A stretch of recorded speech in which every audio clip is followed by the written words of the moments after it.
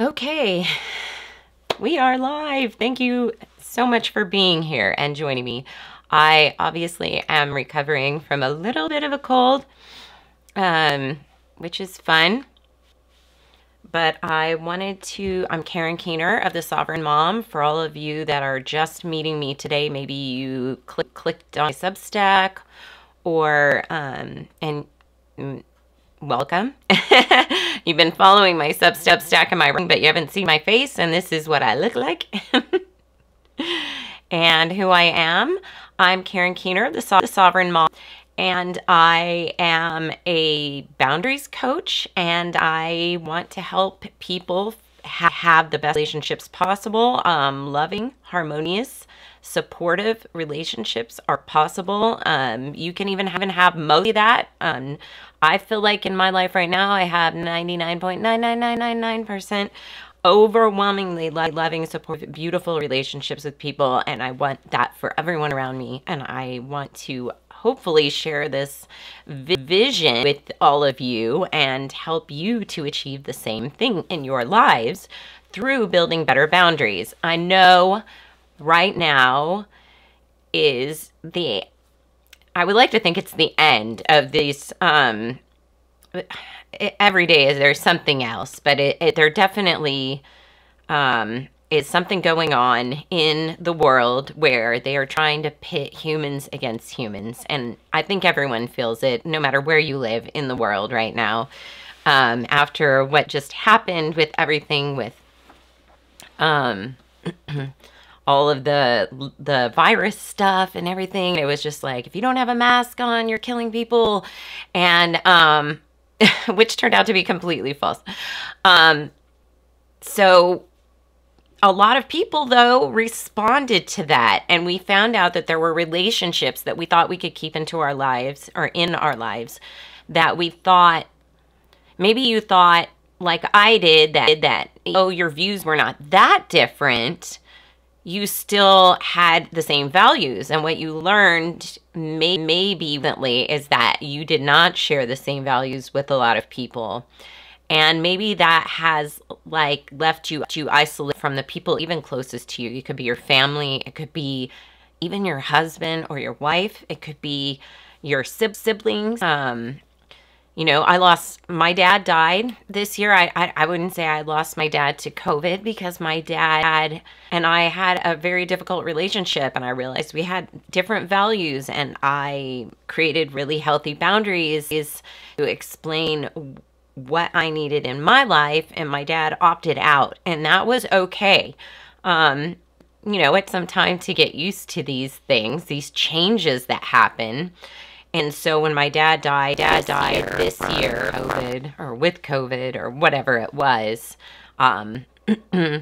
my sibling, one of my siblings that I still had a relationship with, has never talked to me since then. And she was really, I think, upset that I didn't have that relationship with my dad at the end. And I think she was upset on his behalf that he didn't get to have me in his life in his last few years. And, she told me in as many words that she thought I was probably going to regret my choices, which I don't think she wants to hear that I didn't. I have made my choices, and I've lived with them, and they are what they are. At any rate, there are ways to have relationships with people that are healthy and wonderful and beautiful. And since I have established really wonderful boundaries, more of those wonderful people have come into my life.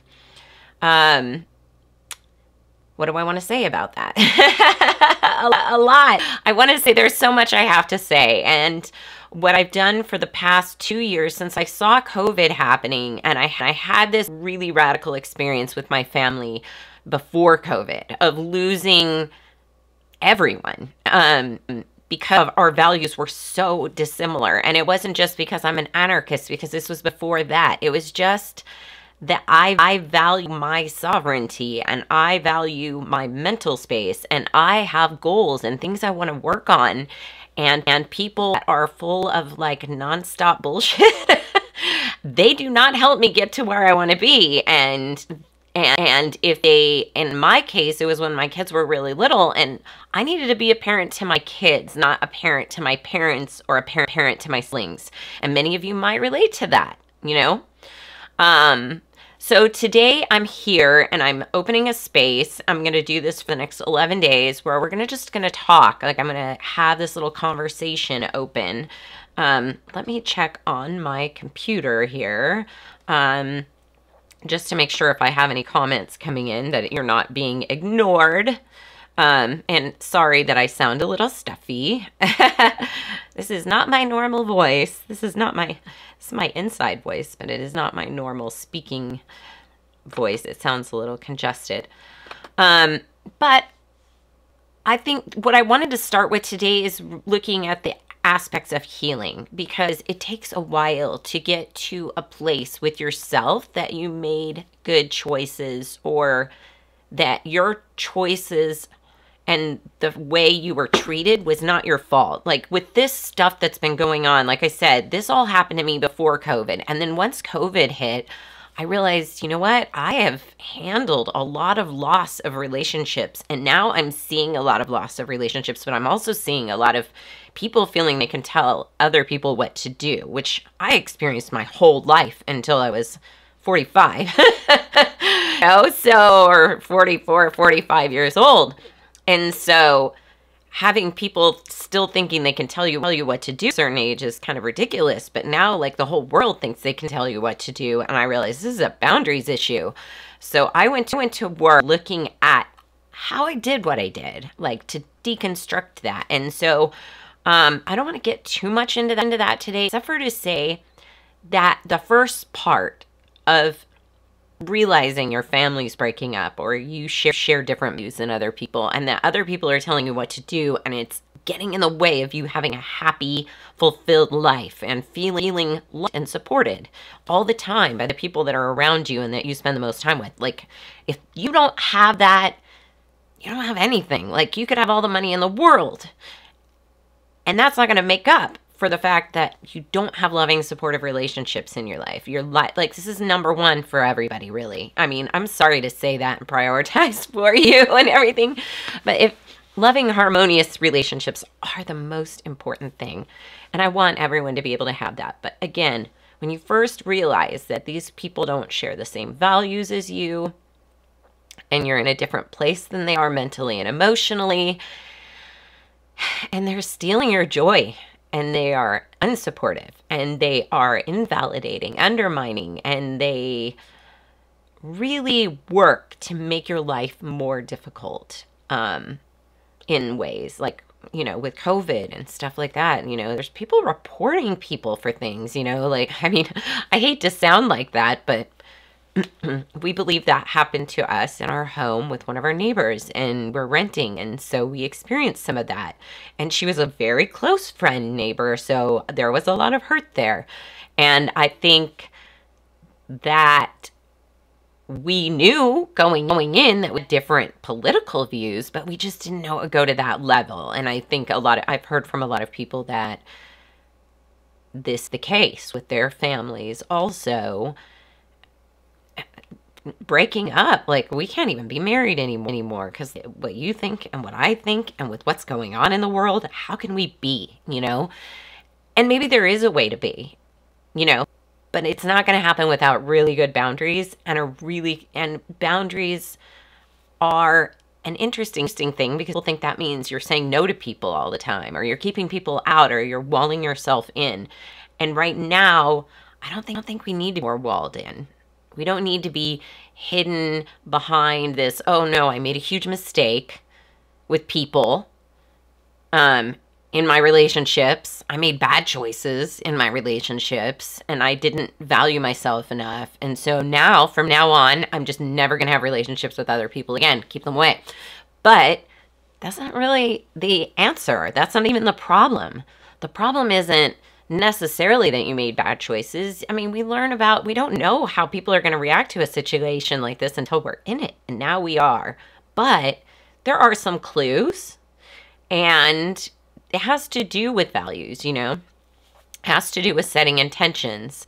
But moreover, the not getting hurt part has to do with making sure that you didn't sacrifice yourself, because a lot of the hurt that we feel after going through something where a great loss with family is the amount of effort we put into it. Sometimes the amount of effort, like with my dad, is validating. You can look at it and say, oh, I did everything I could there. You know, I really put all my cards on the table. I really did my best to make this work. And yet it didn't happen. And so I can feel at ease that things didn't necessarily work out a certain way. And I can feel at ease that because it didn't work and I'm moving on with my life, and that and even in his passing, I wasn't like grieved. I was like, I feel bad for the people that I know that still love him and still have relationship with him, that are still alive. They're experiencing a great loss because they still had a different relationship with him that worked for them, and that they loved and cherished in their life, and they lost that. So there's that. But in some cases, part of what makes you feel so burned about the relationships falling apart is the fact that you put a lot more into it than they did. So it was like an unreciprocated, unrequited kind of affection or endearment or just work. You know, you're just putting all this work in, and where are these people? Are they there? Is anybody here? You know? So sometimes a way to reassess a relationship and relook at it is to start changing your priorities, looking at your values. And these are some of the keys to building really good boundaries, is knowing what your priorities are, knowing what your values are, and making sure that you're staying true to those things. Because a lot of the time with boundaries, it's not that we're not really good at saying no. It's that we're really good at saying no to ourselves. We're really good at saying no to what's best for us. And we need to start learning to say yes more, not no.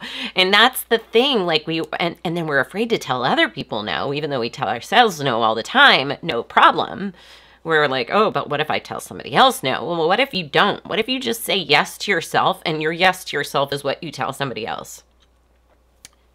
Weird thing, right? So it's like, hey, can I bring the kids over, drop the blah, blah, blah, blah, whatever, right? And you have something else going on. Like, I prioritize this time for myself to do some self-care today. I know I'm home and I'm available to it, but I really prioritize myself today to do some self-care today. So no, but you don't even have to say the no. Once you get that part out, and they're still saying, will you do this for me? They're the ones intruding, you know? They're continuing to, like, they can make their own decisions. They're grown-ups. We're grown-ups. We can all make our own decisions, right? Yeah. So this is part of what boundaries are. And this is how I want to help people reframe boundaries to not be this thing that we wall ourselves in. To make them really work for us so that we do have happy, loving, harmonious, supportive relationships that endure the test of time and endure disagreements, we have to look at our values. We have to look at our priorities.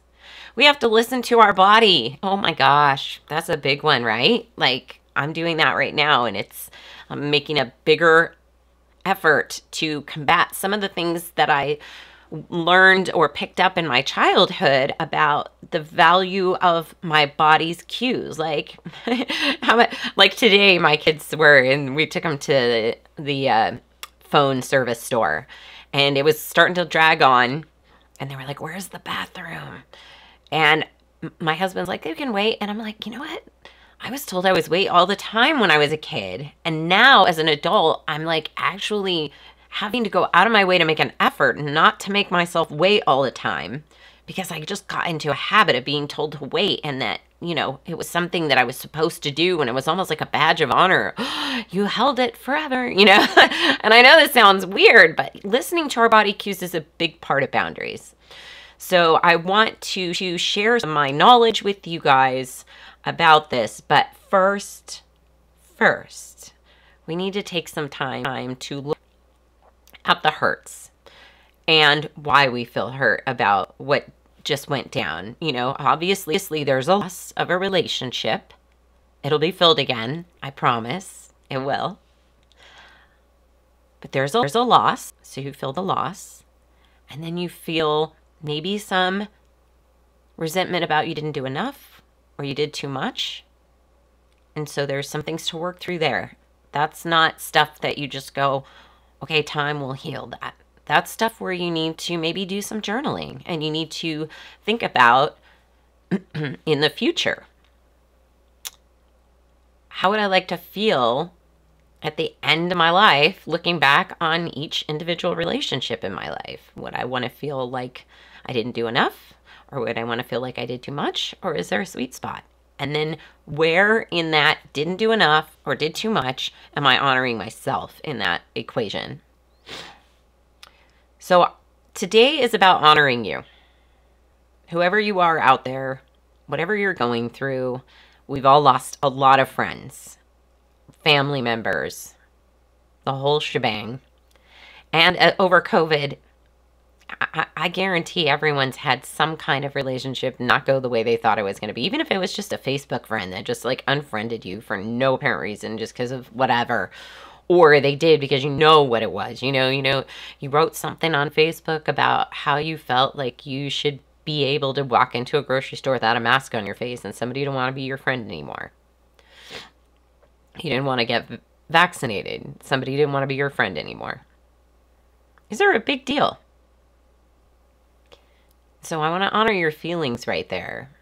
That a lot happened in the last, 20, 24, 25, 26 months are we at now? 26 months of people turned against each other. And so where those losses are, I appreciate that you have some feelings maybe still left over. That's valid. And I think that you deserve to be validated for having those feelings and to think about them now in hindsight. To acknowledge that you had love. If you feel a loss, you feel a spot where love was going to, that it is no longer able to go there. There's no recipient for that anymore. Right? So that's your love. You still have it. But it's got to have a place to go, your channel for which that can go to. And I think that's what really hurts the most for a lot of people, is that place to plug our love. We're the love generators, and we need a light to shine when we love somebody, when you plug it in, boom, light comes on. And that feeling of acknowledgement that your love is working on something. It's working in the world at some place. And I think that there's another thing that I really want to bring up with regard to this is the comfort zone. Because maybe, just maybe, those people that you were loving for a very long time were not lighting up. You were trying to plug in there and send your love there, and it was just not being reflected back to you. So you were not seeing that return on investment that you expected to get from a loving, nurturing, harmonious, reciprocal relationship. You're just not getting that. And so it's hard. It's really hard to keep investing in that. But at least there's somebody on the other end and you're hoping to connect. And so this is what we call our comfort zone, but it's really a discomfort zone. And discomfort zones kind of are a funny thing. Because we call them a comfort zone because we're afraid to leave them and we think it's going to be uncomfortable to leave them.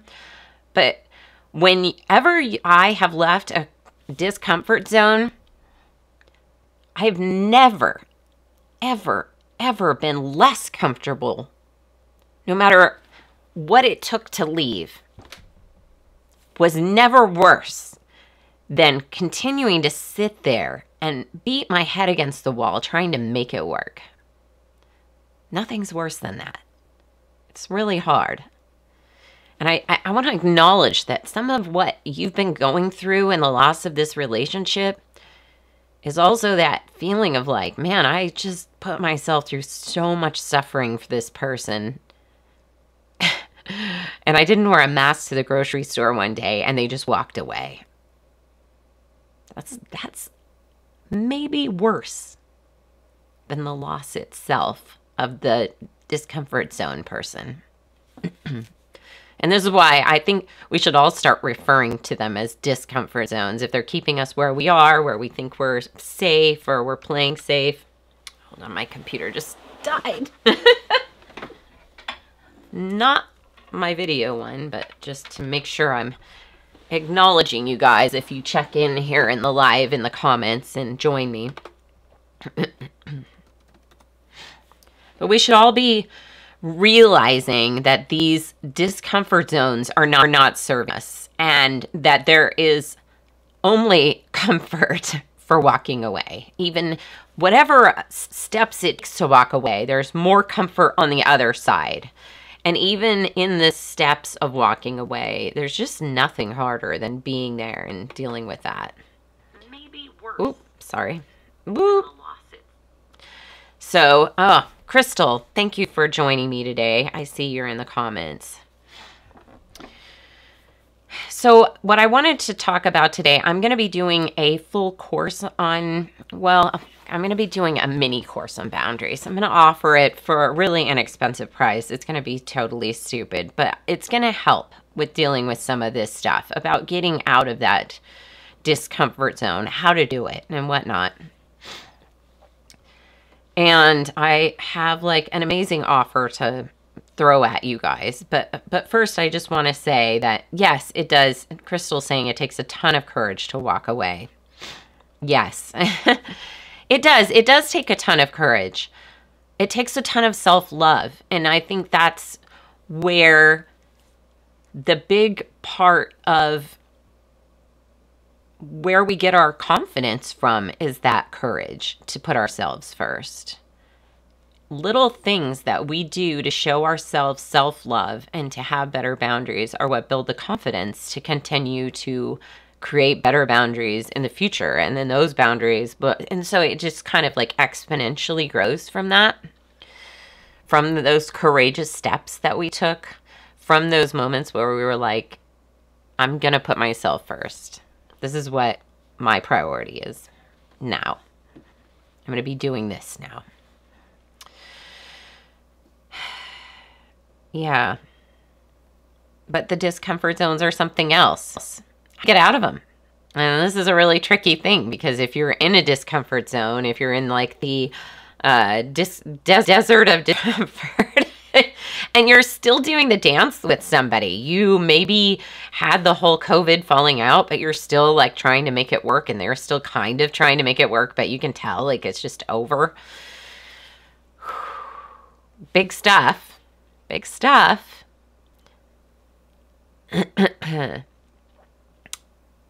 There is a way out.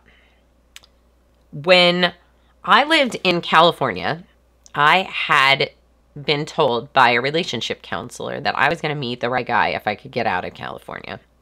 Just because the values of people in California did not match the values that I had for a relationship. And while there may be people in California, individuals that shared my values, this is a big thing to learn right now, especially with all this stuff going on. This was years and years ago, but people in certain areas tend to have certain different values that might reflect more of your values, might not be where you're living. And so that's kind of an interesting thing. It's not just politics, it's values. It's like core values. And she was saying that the type of men that are raised in the way that develop the core values that I was looking for would be more likely to be in the South, Texas and such, or on the East Coast. So I moved to the East Coast and I met a Texan and we got married.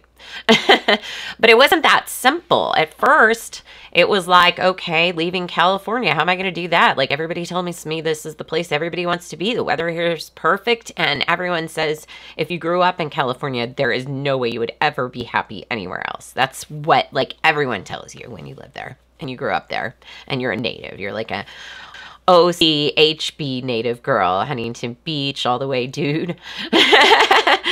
And so I put out a dating profile to meet guys outside of California because I couldn't think of anything else, you know, like I really couldn't picture not being in California. And I met a guy from Arizona. He actually was out visiting his parents. He was a professional bowler. He was out visiting his parents from Arizona who lived in California. And he said, we were out on this date, one date. We never saw each other again, but he was super nice and we had a really good time. But we went for a stroll and he said, I cannot believe the traffic here. And I'm like, well, you used to live here. And he's like, no, it gets worse every year. And I'm like, really? Because I just deal with the traffic every day. I'm like, and it, you know, I drove as a massage therapist to people's homes. So I was driving all day, literally. And I was sitting in traffic all day. And I made it work. I put on like spiritual stuff and mindset stuff and music. And I didn't put on anything that was going to like jar me, like music. The music had to fit the flow of the traffic so I wouldn't feel like discord with the traffic. I did a lot of things to make it work, but I didn't realize how much I didn't like it. And as soon as he said, when you leave and you come back, you notice, it like opened up a window for me that I didn't know that I had. Like, I was not able to access the idea, the concept of what it might feel like to live without traffic. Like, I heard about it, but I never really considered it. And hearing somebody come back made it seem very real to me. So it was like this vision realized through somebody else. You don't know why you came to California. I feel you. I don't either.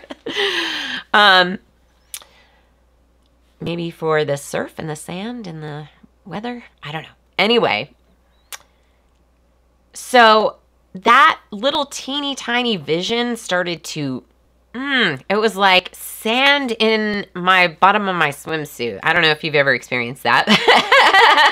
But when you get sand in that pocket in the bottom of your swimsuit, you're just like, I cannot live like this. Ugh, ugh.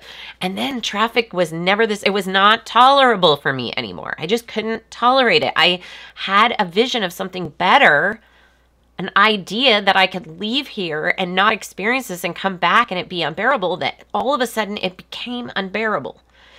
And it was like, I wanted to move, but I didn't have a vision of something better. And then suddenly I had a vision of something better, and it made what I was dealing with just like, that is like, I can't limbo that low, you know? I can't go below that stick, you know? The bar suddenly was raised for me, and I just needed to live somewhere with a higher bar setting as far as traffic was concerned. Now I'm in Utah. Manifestation realized, because I moved to Virginia and they had terrible traffic there too around DC. It's like the worst.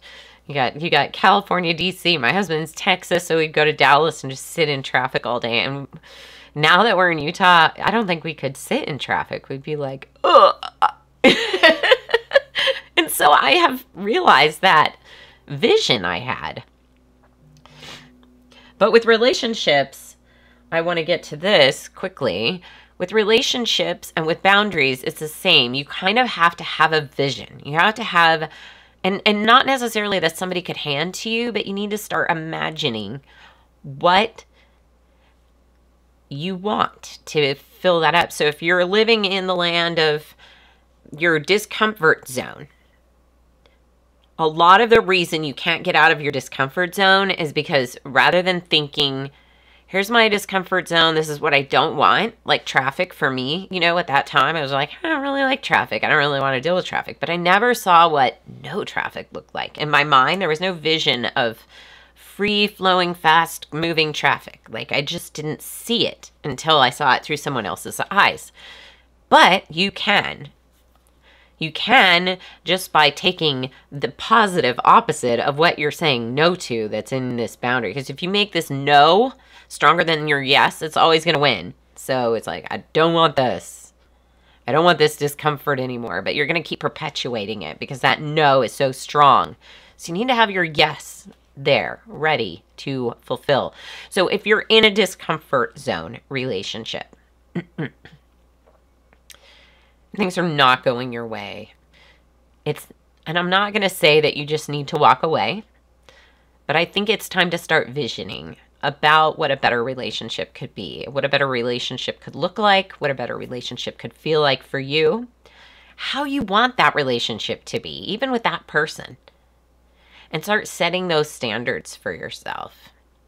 And that is the very first step to like opening that door to walk away, or to open the door to create a harmonious relationship with that same person. Because when you share that vision with that person, when you have it really clear and realized in your mind, realized, you're really seeing it, how you think it could be, and you share that vision with that other person, it gives them an opportunity to say yes as well. And to meet you there in this higher vision. Like maybe they don't have it yet. Maybe they're just in the same spot you are in the discomfort zone. And maybe they're sitting there also without a vision. And maybe they're not listening to me right now. And so they're not understanding that they could vision their way out of the relationship that you two have. And so someone has to start dreaming and then share that vision. Like my friend sharing the vision, the guy that I went out with, sharing the vision of what it's like to live in Arizona compared to California. To me, you can share that vision with your friend, and maybe that will open up the channel for the thing to happen. The better relationship, the relationship that's better than you ever had. Maybe the relationship you had before wasn't as good as what it could have been. The discomfort zone is not a good place to be. And they might be feeling it too. And you won't know that unless you allow them the opportunity and the grace to jump in and join you in a comfort zone, in a nice place of love and harmonious relationships. Anyway, that's about all I'm going to say for today. I just wanted to bring this idea up to you about how to start visioning your way out of discomfort zones and honoring your feelings and looking at what you might have put into relationships in the past and how you may be feeling about that as a starting board for what we're going to do for the next 11 days. If you are interested in keeping up to date with all of this stuff, definitely go to my Substack and become a subscriber. If you become a paying subscriber by the end of this week, I will have a special offer for you. Wink, wink. That's part of the deal. But you can pay as low, I think it's like set up to like $9 a month. So really, really cheap. But if you don't become a paying subscriber, still become a subscriber. Sign up and subscribe so that you get the notifications so that you don't miss that I'm going to be doing these talks every day for the next 11 days. And they're going to build on each other. And so you want to be part of that build and growth that's happening and learning successful ways to deal with boundaries and to deal with the inhibitions to boundaries, such as the comfort zone. The discomfort zone, as it were. thesovereignmom.substack.com is my Substack. Go there immediately. Sign up. I'll have a link right here. I can type it in right now.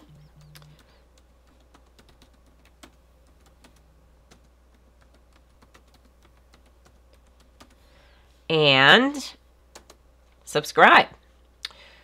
Let's see if that worked. Hopefully. And then go there and subscribe. Yes. And you will get updates every day with hopefully a link that works to come join me here in this, to participate in this talk, in this conversation about boundaries that will help you learn how to create better relationships and have the love and harmony and support in your life that is enduring that you deserve. We all deserve that. I love you so much. Thank you for being here, and I look forward to seeing you again tomorrow. Have a lovely day.